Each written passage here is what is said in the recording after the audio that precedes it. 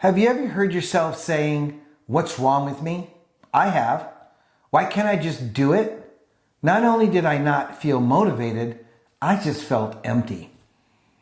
I mean, if I'm being honest, and if you're listening to this, it's probably not because you're fired up. When life is good, nobody searches for how to stay motivated. They search only when the fire's gone, when life feels heavy, when quitting starts to make sense. And here's the truth that most people don't want to hear. I know I didn't. Motivation was never meant to carry you. It's emotional. It's only temporary. It's chemicals. It's biological. Motivation is driven by dopamine. Dopamine spikes when something is new, exciting, or rewarding. But the brain adapts fast. The same goal that lit you up in January feels boring or painful by March. That's not a weakness, that's just wiring, psychologically wiring. Motivation depends on how you feel, and feelings are unreliable under pressure. That's why people don't fail because they lack desire. They fail because they built their life on a fuel source that was never designed for long distance traveling. What actually carries people through hardship isn't motivation. It's discipline, identity, and meaning. Discipline says, I move whether I feel it or not. Identity says, this is just who I am, not what I'm inspired to do today.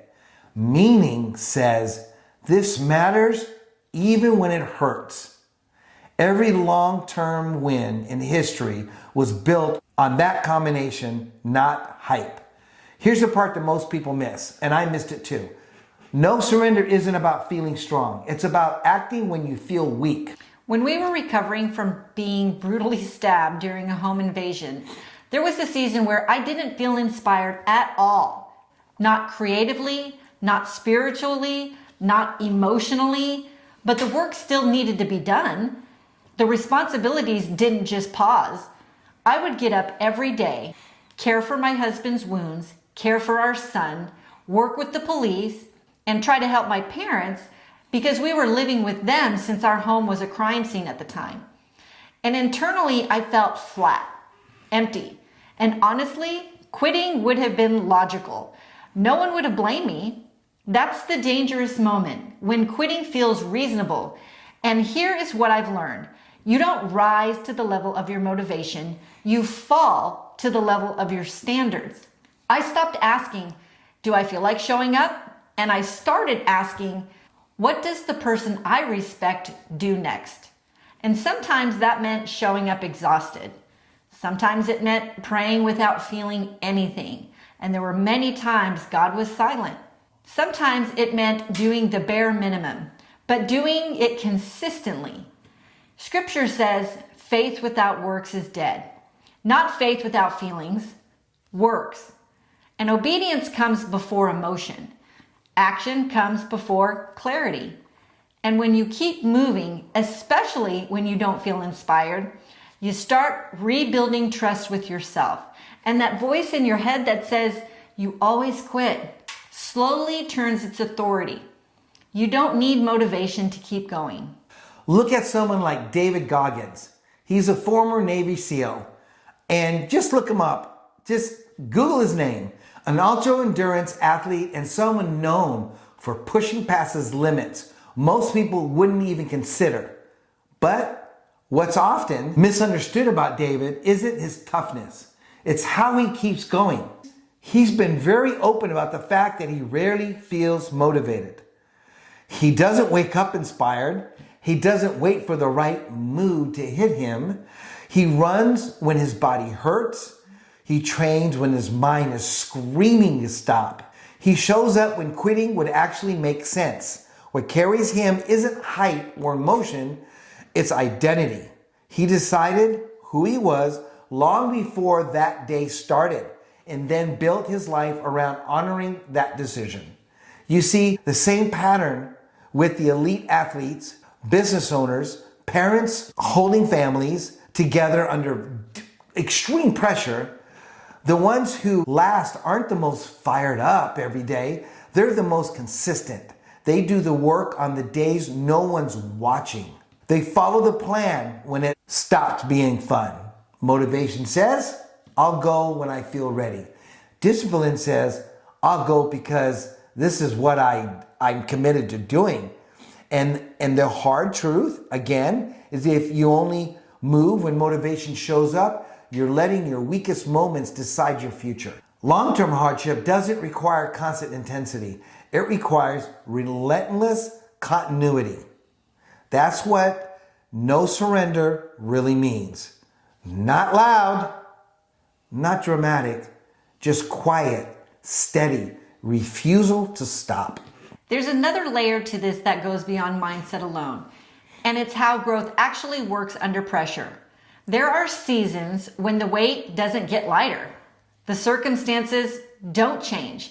I would love to say that since that horrific night where we were fighting for our lives, that everything changed and only good things had come from it. But that's not true. We have faced and likely will face more strife, other unexpected events, maybe even another life-threatening event. But what we can tell you is that what changes is your capacity to carry it. You don't always get clarity before you act. More often, clarity is the result of the action. You move first, and the understanding catches up later. Progress rarely comes with the full picture. You don't get the whole map, you get the next step.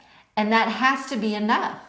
When motivation is gone, the ask gets smaller and more practical. Show up, take the next step, do today's work, not tomorrow's, just what's in front of you as of right now. And here's what's powerful about that is when you move without motivation, your actions stop being emotional. They become intentional. They become a quiet statement to yourself, I don't quit just because it's hard. And that is where real strength is built. Not before the work, because of it. And no surrender isn't about feeling strong. It's about refusing to negotiate with weakness. You don't wait to feel better to act. You act and then you feel better. That's what follows. I remember in therapy trying to lift my leg just 2 inches off the bed. It was so hard. I felt so weak and helpless. But I did what I could in that moment. And day by day, I could lift it higher and higher, eventually learning to walk all over again. You may be in that place where motivation is just not around you. That just means you're being invited to a deeper level of growth, one built on discipline, faith, identity, and meaning. Here's the question that matters. What does showing up look like for you today?